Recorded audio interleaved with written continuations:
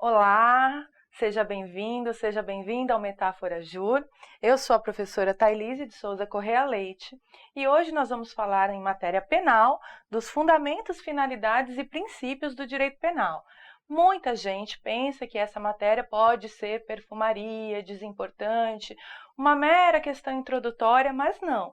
Esse é um conteúdo cobrado em concursos, provas de exame de ordem, com certeza um conteúdo fundamental, sem o qual também nós não compreendemos a dogmática penal. Então, é uma matéria super importante. Vamos lá começar pelo nosso conteúdo programático dessa aula. Então, como eu disse introdutoriamente, hoje nós vamos falar dos fundamentos do direito penal, o que é o substrato do direito penal, do nosso sistema jurídico penal aqui no Brasil, nas funções do direito penal, ou seja, para que serve o direito penal, quais são as suas finalidades, o que ele objetiva numa sociedade dentro de um Estado de direito, e também os princípios que sustentam todo o nosso sistema jurídico penal, inclusive do ponto de vista constitucional. Começando pelos fundamentos do direito penal, nós precisamos entender para que serve o direito penal, para que ele foi feito, né? E aí nós estamos falando em política criminal e dogmática penal. Além disso, também, nós precisamos entender qual que é o papel do direito penal dentro do Estado de Direito e o que são os direitos e as garantias fundamentais e a sua relação com o direito penal. Então, para a gente expor um pouco disso, eu vou pedir uma lousa branca. E aí nós vamos trabalhar a partir, então, do primeiro conceito, que é a política criminal e dogmática penal, né? O que é a dogmática? Vamos começar pela dogmática, né? A dogmática penal aí é essa área da ciência jurídica que trata do sistema técnico jurídico penal. Então, nós estamos falando de toda a legislação, do ordenamento jurídico que trata de matéria penal e dos estudiosos acadêmicos, cientistas que cuidam dessa seara, que nós chamamos costumeiramente no direito de doutrinadores. Esses são os estudiosos que tratam da dogmática. Nós temos um conceito que vem lá da introdução ao direito do professor Tércio Sampaio Ferraz Júnior, quando ele vai diferenciar a dogmática de zetética. Enquanto a dogmática parte de verdades pré-estabelecidas, digamos assim, dogmas. Por quê? Porque nós trabalhamos a partir de normas. Vou falar leis, né, no sentido mais a miúde, mas no sentido da teoria do direito, nós sabemos que, né, as normas e as leis têm conceitos distintos. Mas vamos falar lei para facilitar a nossa compreensão. Então, a dogmática ela trabalha a partir das leis penais, tratando a lei como dogma, é uma verdade pré-estabelecida, a lei é inquestionável, e nós fazemos, então, a interpretação da lei, a forma de como se aplica o ordenamento jurídico penal. Essa é a dogmática. E a zetética? A zetética é um aspecto da ciência, no caso da ciência jurídica, que vai fazer perguntas, né? Da onde vem o direito penal, qual o fundamento, quais as finalidades, qual a relação do direito penal com a sociedade, com o Estado, com a política. Todas essas perguntas estão no âmbito zetético. Então, ela não trabalha com verdades, pelo contrário, ela trabalha com perguntas. E o que vai estar na zetética, para o direito penal, é a disciplina que nós chamamos de criminologia. Então, a criminologia ela é a zetética da dogmática penal. Toda zetética tem sua dogmática e toda dogmática tem sua zetética. Então, a relação está aqui, né? Na dogmática penal, vamos colocar aqui o direito penal é a dogmática da criminologia enquanto zetética. E aí, essa relação é que vai dar para a gente o conceito de política criminal. A política criminal, então, ela é uma área de estudo da criminologia. E ela, como o próprio nome já diz, é uma política. O que isso quer dizer? Cada Estado nacional estabelece as finalidades do seu sistema penal, ou seja, o que se pretende alcançar com o direito penal numa determinada sociedade. Se é regulação social, se é pacificação, se é inclusão, se é exclusão, né? Se o direito penal ele vai reforçar as exclusões já pré-existentes, como a pobreza, por exemplo. Tudo é uma questão de dogmática aí, trabalhada a partir da política criminal. Então, quando você faz uma lei, por trás dessa lei tem toda uma política criminal que os estudos criminológicos vão informar. E aí a política criminal é que vai dar para a gente quais são as orientações do direito penal. É ela que vai trazer as finalidades, né? No nosso caso, aqui no Brasil, como nós adotamos um Estado de direito, né? Então, o nosso Estado é um Estado de direito, nós sabemos que o nosso direito penal aí, ele tem uma finalidade político-criminal de garantir a ordem, mas para isso ele não pode afrontar direitos individuais. O Estado de Direito vem lá das teorias clássicas, contratualistas, iluministas, daquele avanço do liberalismo a partir do fim da modernidade, início da contemporaneidade, e aí o Estado de Direito vai ser projetado para proteger direitos individuais, direito de cada cidadão, como a vida, a liberdade, a propriedade privada. Isso significa que o direito penal no Estado de Direito, ele é uma forma de defender bens jurídicos. Por exemplo, vida, liberdade, propriedade privada, são alguns dos bens jurídicos protegidos pelo direito penal. Se uma pessoa viola o bem jurídico da outra, o Estado de Direito virá aqui sobre essas pessoas para punir, para aplicar a sanção penal. Só que quando o Estado de Direito busca essa persecução penal, que também em latim nós chamamos de persecutio criminis, quando ele vem tirar um desses direitos aqui, no caso do Brasil, o Estado não pode tirar a vida, mas em alguns estados de direito do mundo isso é possível. Nós não podemos porque a nossa Constituição Federal de 1988 veda, mas isso depende de cada pacto constitucional. Quando o Estado vem aqui tirar um desses direitos na forma de sanção, no nosso caso nós temos essas possibilidades de pena, né? Contra a liberdade e contra a propriedade privada. Ele não pode desrespeitar direitos individuais, né? Então ele tem um limite nos direitos individuais, que são os próprios direitos aí aclamados desde o liberalismo, como direitos individuais e que avançaram ao longo dos séculos XIX e XX também para direitos sociais e direitos coletivos, esse grupo todo de direitos. Então, direitos individuais, mais direitos sociais, mais direitos coletivos, são aquilo que nós chamamos de direitos humanos, né? E os direitos humanos, quando estão positivados no ordenamento jurídico interno do Estado Nacional, no nosso caso, estão escritos na nossa Constituição Federal, eles são chamados de direitos fundamentais. Então, os direitos fundamentais nada mais são do que os direitos humanos escritos, positivados no ordenamento jurídico interno de um Estado nacional, no nosso caso, na nossa Constituição. Então, para que o Estado de Direito alcance as suas finalidades de política criminal, que é proteger bens jurídicos, ele não pode afrontar bens jurídicos. Como não pode, professora?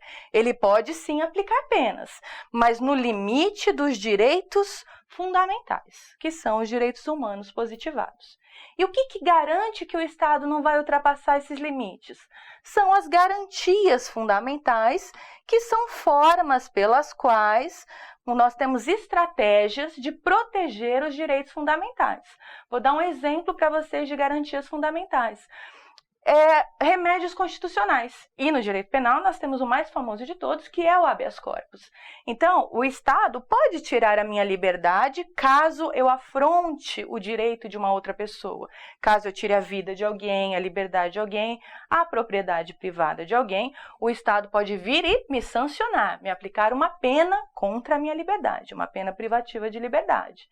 Porém, para fazer isso, ele tem que seguir os limites da legalidade, dos direitos fundamentais, porque senão eu invoco as minhas garantias. Se o Estado exceder, ultrapassar esses limites, o que eu faço? Impetro uma ordem de habeas corpus para garantir o meu direito fundamental, dizendo: Estado, você passou desse limite.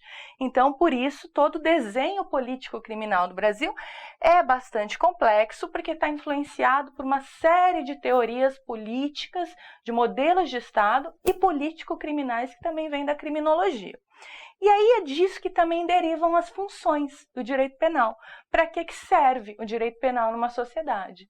E aí, a gente sabe que em direito é assim, é muito difícil a gente ter um posicionamento só. E eu sei que isso complica os estudos, eu entendo, mas nós precisamos conhecer todas as teorias. Dependendo da teoria adotada, o direito penal vai ter uma determinada função. Então, essa função vai ser variável de acordo com o modelo teórico que a gente adotar, né? Então, o que seria aí, por exemplo, a função da pena, né? Que é a função precípua do direito penal? Porque a gente sabe que o direito penal ele só tem eficácia, ele só se torna eficaz se ele sancionar. Então, a sanção é fundamental, a pena é fundamental, ela é o cerne do direito penal. Por isso, quando a gente fala em função do direito penal, na verdade, nós estamos perguntando qual é a função da pena, qual é a função da sanção na nossa sociedade, dentro de um Estado de direito. E essa função da pena vai variar de acordo, então, com a teoria adotada. Vamos começar pela teoria clássica. A teoria clássica é uma teoria que vem lá do liberalismo, começou com o que vocês conhecem talvez como Cesare Beccaria, mas que a gente chama de Cesare Bonesana, né? O Marquês de Beccaria. Então, ele é o principal autor aí dessa teoria clássica, quando escreveu a obra dos Delitos e das Penas, e ele vai dizer então que a pena tem função preventiva. O que isso quer dizer? Beccaria imaginava que numa sociedade civilizada, porque ele estava pensando num projeto social em que a gente fosse alcançar ordem e progresso, civilização absoluta e sair da barbárie. Barbárie é aquele estado de caos, das pessoas sem limites, permeado pela violência. E o que acontecia antes de Beccaria, na Idade Média? A gente sabe que as penas, as sanções, elas eram, por exemplo, execuções em praça pública. Quando se determinava a morte de alguém, e essa era a pena, por enforcamento, por perda da cabeça, o que acontecia? Se fazia um espetáculo público e todo o povo ia assistir esse espetáculo. Era um deleite, né? Era um prazer das pessoas ver alguém perdendo a cabeça, sendo enforcado. E esse tipo de percepção do que é pena e do que deve ser uma pena, para Beccaria, é um atraso, é típico de sociedades atrasadas. Sociedades atrasadas é que confundem justiça com vingança. Então, essa ideia, né, de vingança aí, então eu quero ver a cabeça rolar, eu quero ver o sangue, ele é bandido, ele merece sofrer. Isso, na verdade, é vingança. E a maioria das pessoas na Idade Média achava que isso era justiça. Bom, até hoje, muita gente, a maioria, eu diria, ainda acha isso, né? Mas a ideia do Beccaria era que isso acabasse, que a gente construísse uma sociedade civilizada. E numa sociedade civilizada não se confunde justiça com vingança. Numa sociedade civilizada, a pena, então, não serve para tirar a cabeça, tirar o sangue, castigar, dilacerar um criminoso e todo mundo aplaudir aquela violência. A pena serve para evitar o crime. Então, numa sociedade civilizada, a gente teria que colocar penas altas, porém jamais de morte, desumanas, degradantes, de tortura, nenhuma que não tivesse função de prevenir o crime, mas só tivesse função de castigar, vingar, punir. Toda pena tem que ser preventiva, nessa ideia, nessa tentativa, então, de que a pena tem que ser preventiva, tem que prevenir o crime, tem que prevenir os delitos, né? E aí, depois disso, no século XX, então aqui nós estamos falando do modelo clássico, liberal, aqui que se inicia no século XVII. Depois disso, no século XX, nós estamos falando aí da teoria finalista, que vai renovar esse modelo. Então, quando o Estado de Direito surge, né, as primeiras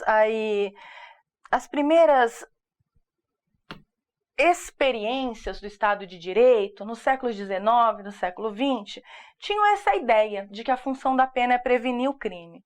Mas é no século XX que vai se retomar a ideia de que pena é castigo, e aí virá a função retributiva.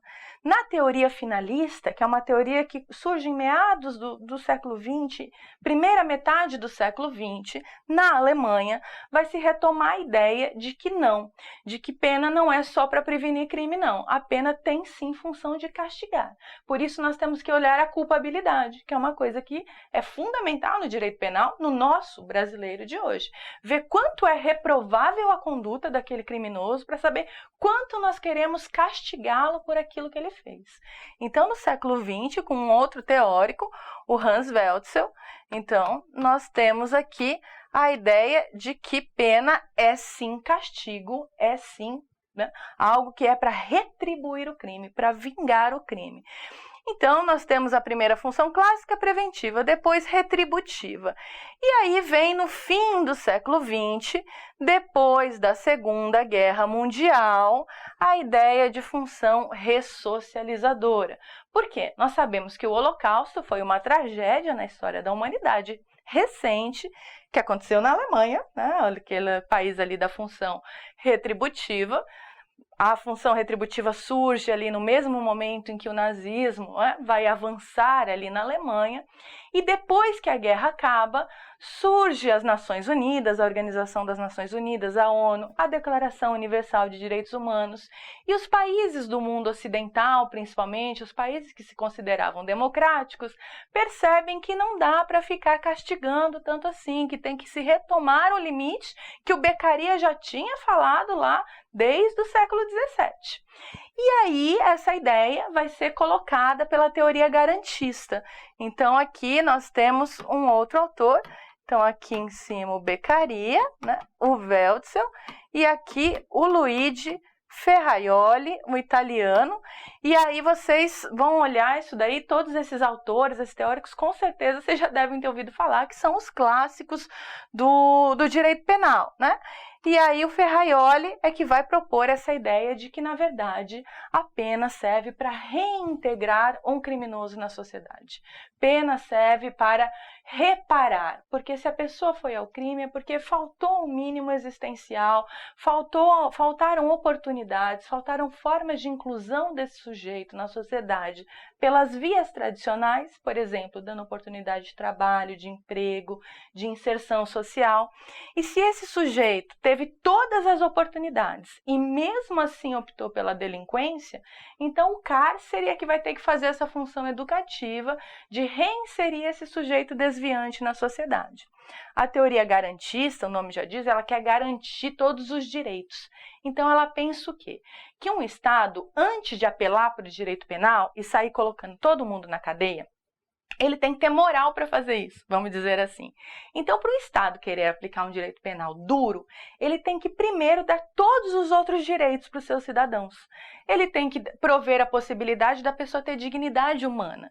Isso significa ter alimentação digna, ter moradia, ter vestuário, ter escola, ter transporte, ter saúde pública, ter lazer, ter cultura, entende? O Estado precisa prover tudo isso. E se mesmo assim a pessoa se desviar para a criminalidade, aí sim é preciso puni-la. Mas é preciso puni-la respeitando seus direitos e garantias fundamentais. Nunca daquela forma de vingança, da violência, da destruição do outro.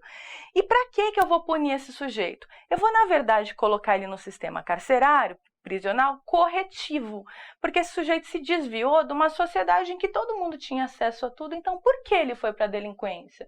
Deve ter alguma questão que precisa ser reparada, e aí por isso esse sujeito seria ressocializado, reintegrado à sociedade através da pena, essa ideia aqui do Ferraioli. E aí, no mais agora também no fim do século XX, ainda mais recente ainda do que Ferraioli, nós temos a função racional teleológica também, que vai estar aí nessas teorias mais adotadas aqui, mais recentes aqui no Brasil, que o nosso judiciário gosta muito de adotar. Essa teoria seria a teoria aqui racional teleológica. O que seria a teoria racional teleológica? A ideia de que o sistema penal, a política criminal, ela precisa operar com um nível alto de racionalidade e ter um fundamento e uma finalidade muito claras. O que seria essa finalidade? Essa finalidade seria proteger bens jurídicos relevantes. Então é para isso que serve, e aí nós estamos falando de Klaus Roxin. Esse é o autor que vai propor essa teoria, também na Alemanha, dizendo que só deve se punir criminalmente aquela conduta que realmente é proibida, causou um risco social grave, porque atingiu bens jurídicos de extrema relevância. Para que isso? Porque a gente tem, às vezes, essa mania de achar que o direito penal vai solucionar todos os problemas da vida de todo mundo. O brasileiro é bastante assim, né? A pessoa encostou no seu carro no trânsito, já querem chamar a polícia militar, como se fosse caso de polícia militar. Não, gente, isso é caso do direito civil. Aqui no direito penal, para nós, isso não interessa. Mas o brasileiro tem esse hábito, né? Não gosta do vizinho, chama a polícia militar, acha que tudo é caso de polícia e tudo é caso de direito penal. Na verdade, não é. Mas, né, essa ideia acaba sufocando a atividade policial, acaba sufocando o judiciário. Essa máxima criminalização, criação de tipos penais, acaba só inchando o sistema e não faz com que a segurança pública melhore. E o Roxin vai dizer, olha, a gente tem que fazer exatamente o oposto. Tem que enxugar o sistema penal para que ele tenha mais eficiência, e para isso é preciso só punir, só criminalizar bens jurídicos de extrema relevância, que ele chama de injustos penais, são aqueles crimes, aquelas condutas que merecem a atenção do direito penal. E é uma teoria bastante recente, bastante interessante. Todas essas aqui juntas influenciam um pouco o nosso sistema. O que eu vou dizer para vocês que está positivado no nosso sistema, de fato, aí, né? O que realmente é utilizado pelo nosso legislador aqui, são essas três. Então, nós vamos dizer que a Constituição, o Código Penal, o Código de Processo Penal e a legislação penal, a Lei das Execuções Penais e a legislação penal extravagante, todas essas consagram esses princípios, porque está na Constituição Federal que as funções da pena no Brasil são essas: preventiva, retributiva e ressocializadora. Então, essas teorias que vêm ao longo dos séculos, todas essas influenciaram o nosso sistema atual. E essa teoria racional teleológica, que também muita gente apelidou de teoria da imputação objetiva, ela tem alguns modelos teóricos, como o domínio do fato, ela é muito querida pelo judiciário. Então, o Poder Judiciário brasileiro é que vem inovando o nosso sistema penal, aplicando a teoria racional teleológica, porque, de fato, o nosso direito penal ele protege bens jurídicos relevantes, mas ele não é um direito penal enxuto, pelo contrário, ele tem uma tendência a ser um direito penal bastante expansivo. E aí é o judiciário que vem trazer essa inovação, desse flerte com essa nova teoria, que é a teoria do Roxin. Por fim, cabe salientar aqui também uma questão que é a seletividade penal. Uma política criminal num Estado que se pretende um Estado social, como é o caso da nossa Constituição, que lá nos primeiros artigos, 1º, 2º, 3º e 4º, principalmente, vai trazer aí no 3º, principalmente, quais são as finalidades do Estado brasileiro. E uma delas é acabar com as desigualdades sociais, é promover justiça social, ou seja, é não acirrar as diferenças e desigualdades sociais, mas tentar mitigar, melhorar essa situação. E uma política criminal num sistema como esse não deveria ser uma política criminal de forma seletiva, que atue com seletividade penal. O que é seletividade penal? É quando você percebe que o sistema penal ele tem uma clientela preferencial.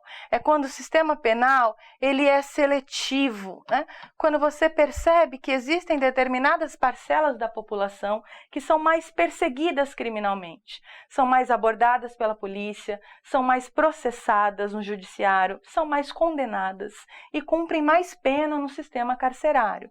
Quando você percebe que num país, por exemplo, há mais negros do que brancos sendo perseguidos por um sistema penal, há mais pobres do que ricos sendo perseguidos por um sistema penal, são casos em que você vai perceber que esse sistema penal ele atua com seletividade. Ele tem uma clientela preferencial. E aí o que ele está fazendo? Na verdade, ele está acirrando as desigualdades sociais, porque ele pega uma população que já está socialmente marginalizada e coloca como uma clientela do sistema penal para preferencialmente trancafiar no cárcere, para que o Estado não tenha outra política pública para dirimir desigualdade, para combater pobreza, desigualdade e injustiça. E o nosso sistema brasileiro é assim, incompatível com o que manda a Constituição Federal. Quem vai dizer isso é a criminologia crítica.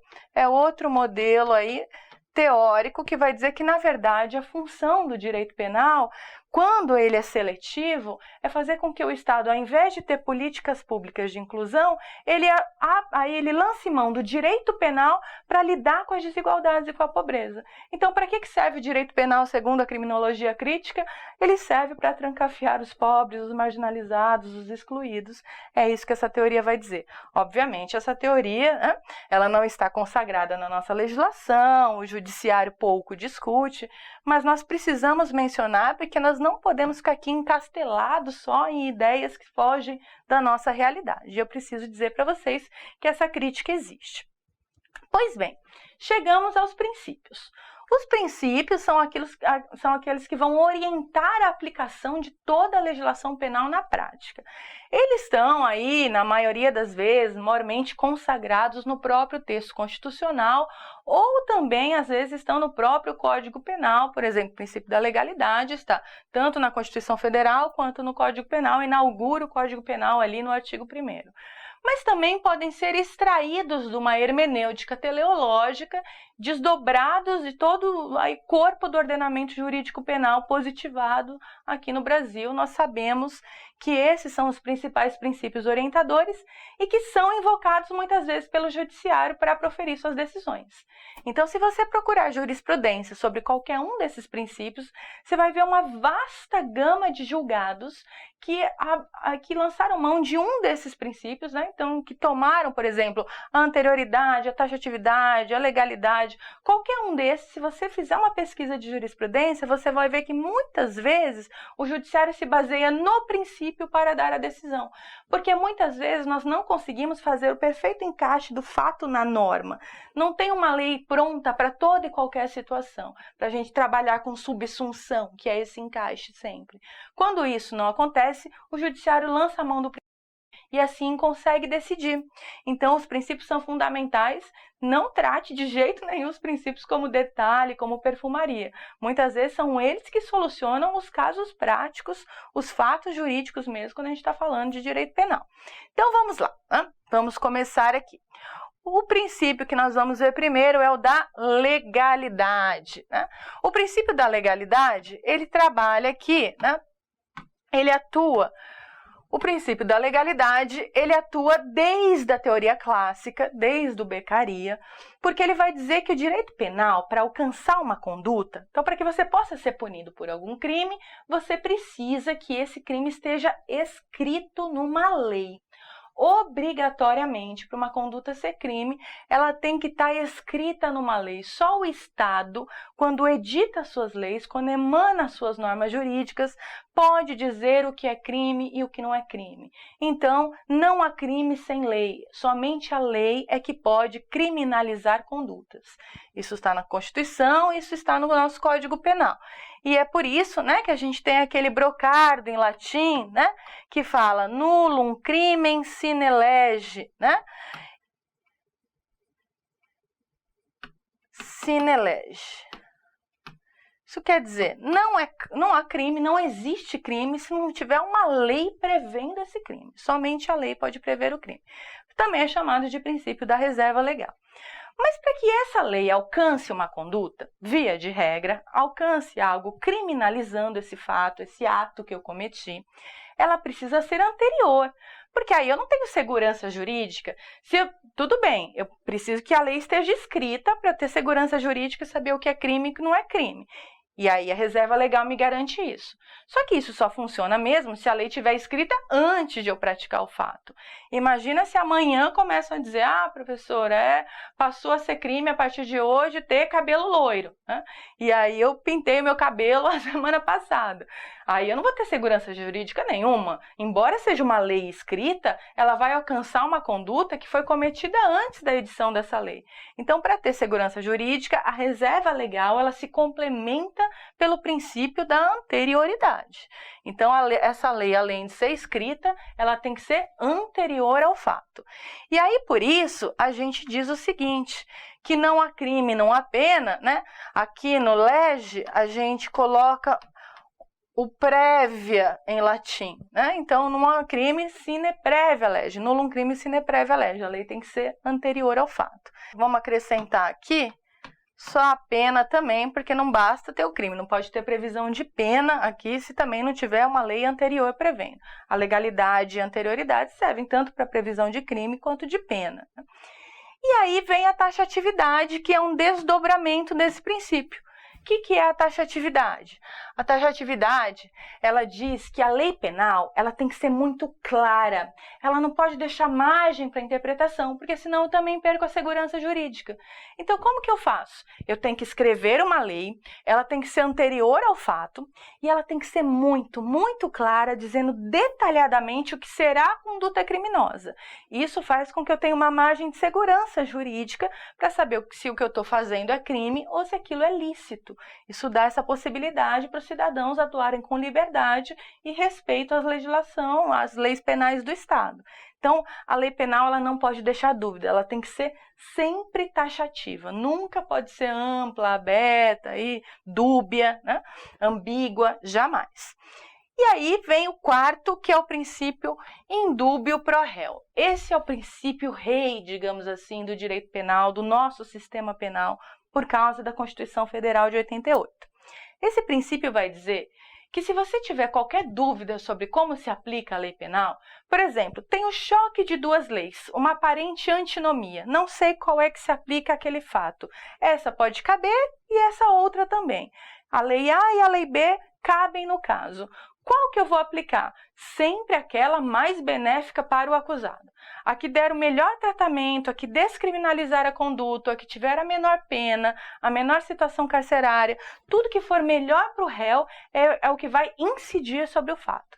Então, na dúvida da aplicação da lei penal, sempre se aplica aquilo que é mais favorável ao réu, ao acusado.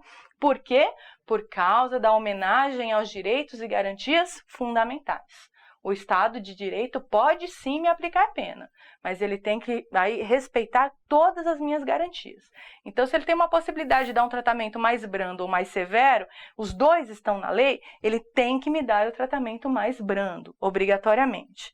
E aí, por causa do princípio indúbio pro réu, o que acontece? Né? Junto com o princípio da taxatividade aqui, nós temos uma coisa no direito penal. Então, vamos grudar esses dois para dizer que é proibido no direito penal analogia in malam partem.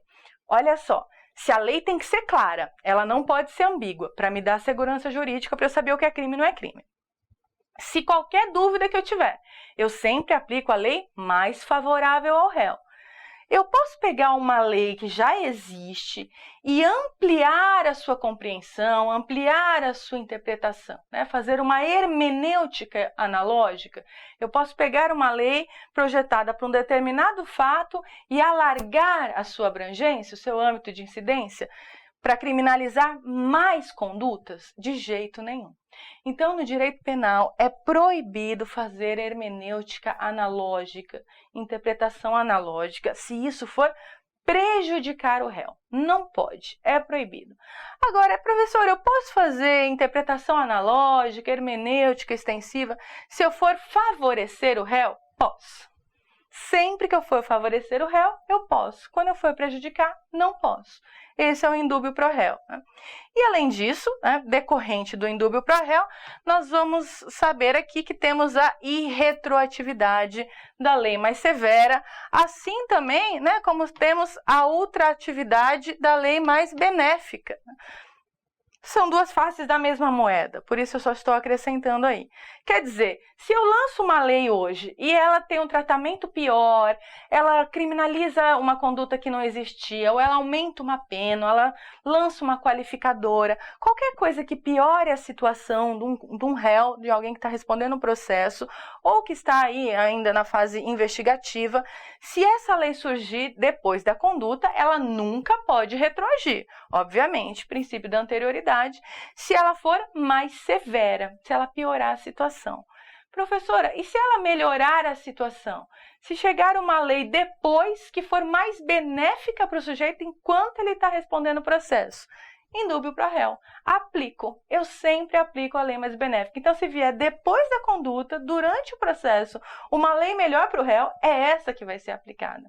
Do mesmo jeito, então, se eu tenho uma lei mais severa, que surge depois da conduta, o que acontece? Essa não vai ser aplicada. Qual vai ser aplicada? A anterior a essa, que embora tenha sido revogada, ela vai ser ultrativa, ela vai alcançar efeitos depois da sua revogação, porque ela é mais benéfica para aquele réu. Não posso aplicar a lei mais severa, ainda que ela venha depois que a conduta já está sendo perseguida, objeto de persecutio criminis.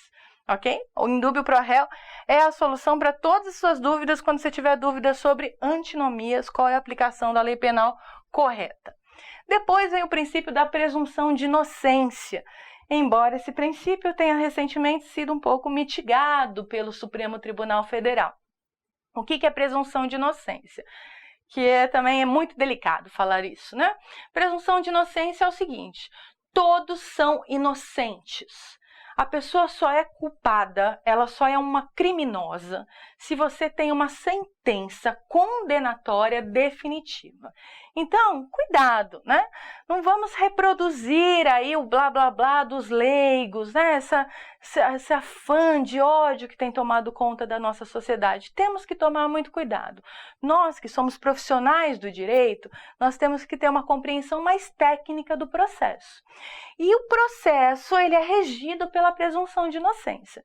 Isso quer dizer que para nós, tecnicamente, se policie, então, todo mundo é inocente até sentença condenatória definitiva.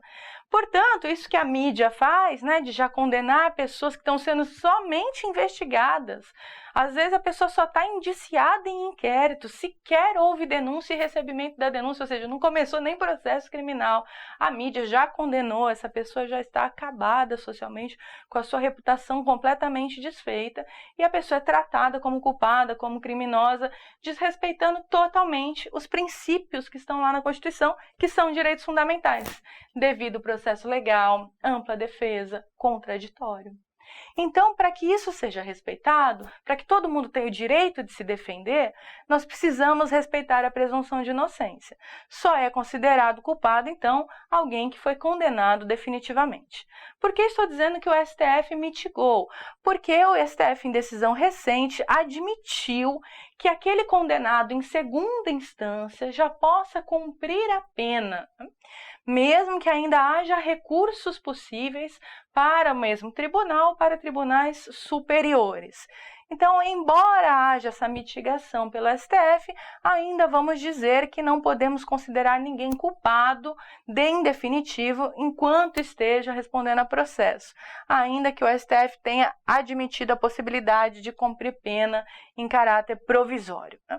Depois vamos aqui num princípio ne bis in idem. É proibida duplicidade quando a gente trata de sanção penal. Então, você não pode punir a mesma conduta duas vezes. Nossa, professora, mas quem faria isso? É muito possível. Às vezes, uma mesma circunstância do crime, ela pode ser ao mesmo tempo uma qualificadora e uma causa de aumento de pena. E aí você não pode fazer com que incida sobre o acusado na hora da dosimetria, na hora da sentença e da dosimetria, tanto a qualificadora quanto a causa de aumento de pena. Você não pode aplicar, ainda que haja encaixe, né, do fato na norma. A qualificadora qualifica e também é causa de aumento de pena. Para aquele delito, por exemplo, né, vamos dar um exemplo bem genérico. Suponha que o crime cometido contra a criança, ao mesmo tempo é uma qualificadora e uma causa de aumento de pena. Não pode incidir as duas, tem que incidir uma só, porque isso seria bis in idem. Repetir o mesmo fundamento para punir duas vezes. E esse ne quer dizer não, é proibido o bis in idem. Não pode, em direito penal, eu puno uma vez só. Depois vem o princípio da igualdade, né? Aquele que nós vimos que pela seletividade penal, infelizmente, não é respeitado no Brasil, não estamos aqui no país dos unicórnios, né? O que acontece pela igualdade é que todos os réus deveriam ter exatamente o mesmo tratamento, não haver nenhum tipo de discriminação, seja qual for a etnia, a origem, seja qual for a orientação sexual, a classe socioeconômica. Todos os réus deveriam ser tratados exatamente com o mesmo rigor e com o mesmo respeito aos seus direitos e garantias fundamentais. E isso deveria ser o princípio da igualdade. Depois vem o princípio da culpabilidade.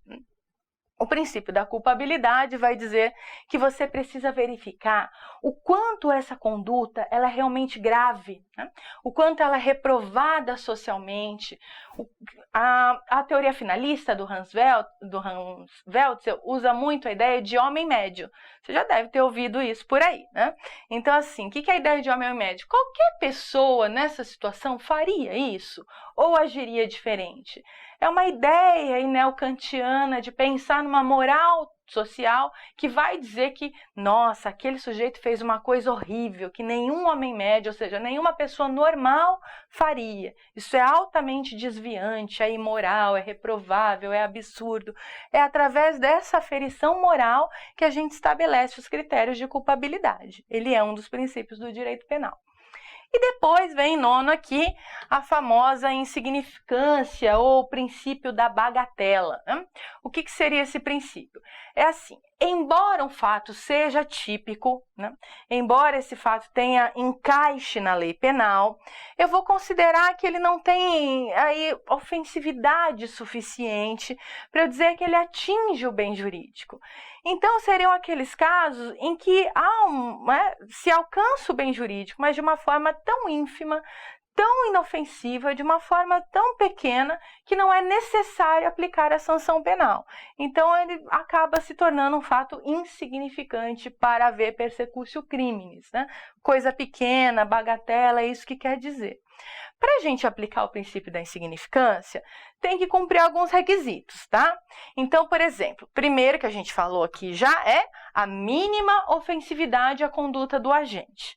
Quando a gente está falando de mínima ofensividade, tem que tomar cuidado, porque depende do bem jurídico, né? Por exemplo, se nós estamos falando de crime contra o patrimônio, o que seria uma mínima ofensividade? Vamos falar de um furto, né? Então, o que seria um furto em que eu aplico o princípio da bagatela? Ah, é furto de coisa barata, professora, é furto de coisa de pouco valor. Tá bom, mas o que é pouco valor? R$10, R$100, R$1.000? E aí, para aplicar esse princípio, o que o judiciário tem feito? Tem olhado qual é o montante do patrimônio da vítima, porque aí a gente precisa tratar com proporcionalidade, com justeza, tem que olhar o caso concreto. Não pode aplicar uma teoria assim e achar que ela sempre vale, igualzinho em todas as situações. Porque, por exemplo, R$100 para uma pessoa que ganha, sei lá, R$20.000, pode ser pouco, mas para uma pessoa que ganha um salário mínimo, é muito. R$1.000 para uma pessoa que ganha R$20.000 já não é tão pouco, mas para uma pessoa que ganha R$100.000 é pouco. Então, eu tenho que ver qual é o patrimônio da vítima para saber se há insignificância mesmo, se há bagatela em relação ao dano causado pelo sujeito ativo do furto, no caso desse exemplo. Outra possibilidade é a gente tentar aplicar o princípio da bagatela para outros bens jurídicos, por exemplo, lesões corporais. Ah, professor, o que seria a bagatela? Ah, seria quando a pessoa me fez assim, um simples arranhão. Aí eu vou mobilizar todo o sistema jurídico penal, todo o judiciário para perseguir aquele sujeito porque ele me deu uma arranhada. Aí eu vou dizer que aquilo é insignificante, é pouco, não chegou a ser uma lesão que causa efetivamente um dano à minha integridade física, e aí eu não mobilizo o judiciário. Mas aí essa lesão é em comparação a quê? Ao meu corpo? Não. Aí ela vai ser em comparação às outras lesões que são objeto de perseguição criminal. Então, o princípio da insignificância, ele tem que ter essa comparação, essa justeza, que tem um fundamento aristotélico, inclusive. Então, tem que ter mínima ofensividade, não pode ter periculosidade social da ação. Por que eu dei exemplo do furto? Porque para um roubo, você nunca vai aplicar o princípio da bagatela, porque o roubo exige violência ou grave ameaça. Então, você apontou uma arma para alguém, ou você disse que ia matar alguém. Se você teve uma violência, ou você bate em alguém, se você fez uma violência ou uma ameaça grave para poder pegar o patrimônio, aí já não dá para falar em bagatela, mesmo se for R$2, R$1, 50 centavos, o que seja. Por quê? Porque você causou uma periculosidade social, você atingiu um bem jurídico através da violência ou colocou em risco através da grave ameaça. Então, não pode ter nenhuma periculosidade. Depois, tem que ter um baixo grau de reprovabilidade do comportamento. Como eu falei, culpabilidade. A sociedade tem que achar que aquilo é pouco, é quase nada. Isso é muito curioso, porque o nosso judiciário tem condenado pessoas por furto de manteiga, de salame, de requeijão. Então, parece que nós temos uma sociedade bem punitivista mesmo, né? Que acha que tudo é caso de cadeia. Se puder, então, vai dilacerar o corpo de todo mundo e vai voltar para antes do Beccaria, infelizmente. Mas a ideia da bagatela é que nesses casos não fosse aplicado o direito penal. Tem que haver inexpressividade, né? Como eu falei no caso da lesão corporal aí, né? Tem que ser um arranhão, uma coisa bem inexpressiva, e tem que ter aferição no caso concreto. É em cada caso que nós vamos ver. Não é uma teoria geral que eu aplico a tudo, né? 10º, princípio da intervenção mínima e última ratio. O que seria esse princípio? Esse princípio seria aquele que eu já expliquei quando eu falei de garantismo. Seria a ideia o seguinte: o Estado ele não pode achar que o direito penal é a primeira cartada da qual ele vai lançar mão sempre para resolver os problemas sociais. Então, o direito penal não é a primeira coisa que eu tomo para tentar resolver os problemas da sociedade. Direito penal não é prima ratio, ele é ultima ratio.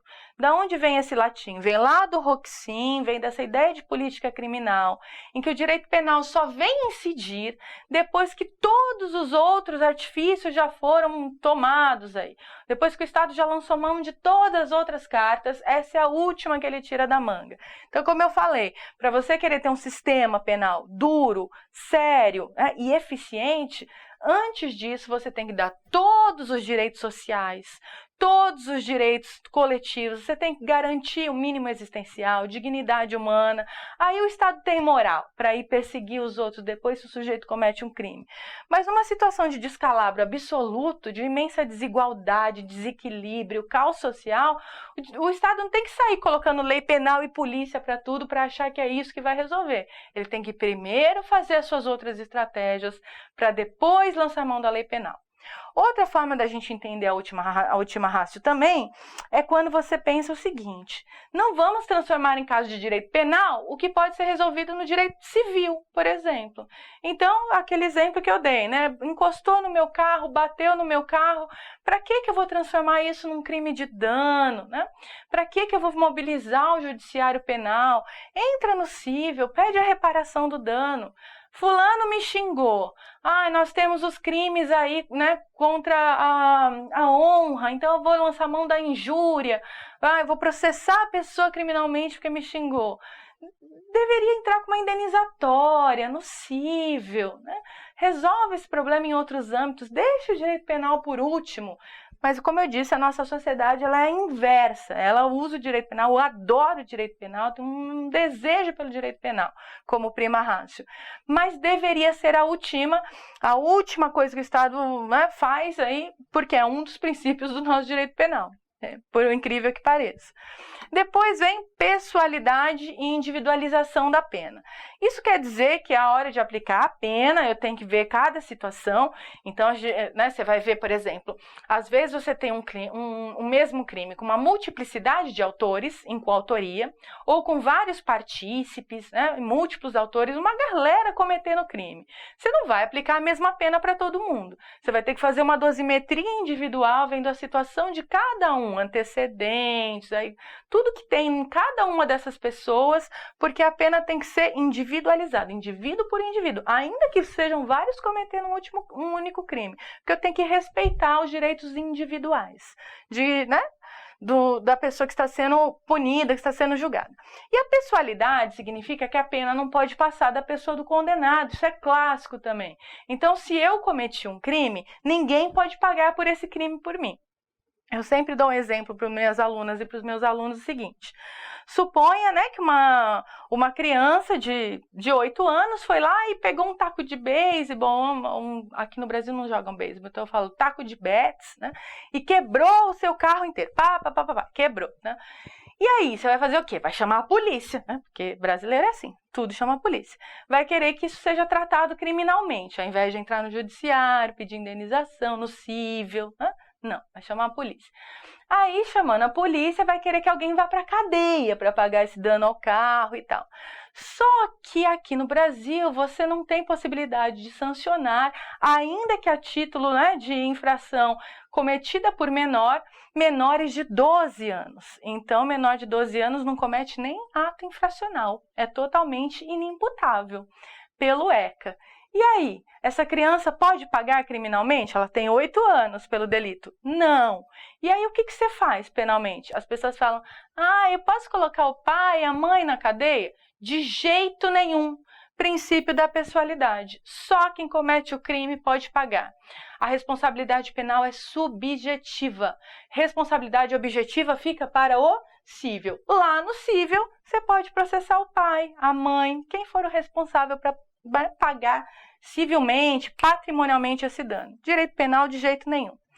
E proporcionalidade conta com individualização da pena, então cada um tem que ter a pena de acordo com a sua periculosidade, cada um dos condenados. Também, os crimes de maior gravidade têm que ter penas mais altas, o sistema tem que ser proporcional, e também as infrações que são consideradas menores, menos graves, elas têm que ser perseguidas com moderação. E aí nós temos o princípio da humanidade, que proíbe tortura, pena de morte, prisão perpétua, ou seja, para garantir os direitos fundamentais, tudo aquilo que a gente falou num sistema de orientação clássica, com Beccaria e garantista com Ferraioli. Ofensividade e lesividade quer dizer que tem que ter um dano suficiente. É algo parecido com a bagatela insignificância. Lá eu aplico, né, a bagatela insignificância quando o dano é irrisório. Aqui eu estou homenageando a ideia de que tem que haver dano sério, dano grave a bem jurídico importante para aplicar direito penal. Sanção do fato quer dizer que toda vez em direito penal eu puno a conduta, eu nunca puno a pessoa. Então, quando alguém comete um crime, eu não olho quem é a pessoa, se eu gosto da pessoa, não puno porque é um desafeto, eu odeio aquele fulano. Isso jamais pode ser levado em consideração pelo judiciário para condenar. Você tem que sancionar o que a pessoa fez e não quem ela é. Você não condena pessoas, você condena condutas, sempre assim. Alteridade, transcendentalidade quer dizer o seguinte: só é crime quando eu lesiono o bem jurídico de outra pessoa, alheio. Autolesão, portanto, não é crime no nosso sistema penal. E a adequação social vai dizer para mim que, para que alguma coisa seja crime, a sociedade tem que reprovar aquilo moralmente. Então, eu não posso ter um crime que todo mundo acha que é tranquilo, que faz parte já do trato social, algo que todo mundo considera adequado como conduta moral, não pode ser considerado crime pelo direito penal, né? Isso seria a adequação social, que inclusive está sendo usada como causa supralegal aí de exclusão da ilicitude, quando a gente tem a possibilidade de fazer esse tipo de adequação, de interpretação de hermenêutica dentro do judiciário. Bom, essas são as referências bibliográficas da aula de hoje. Eu sempre recomendo a leitura da doutrina. E é isso, ficamos por aqui. Muito obrigada.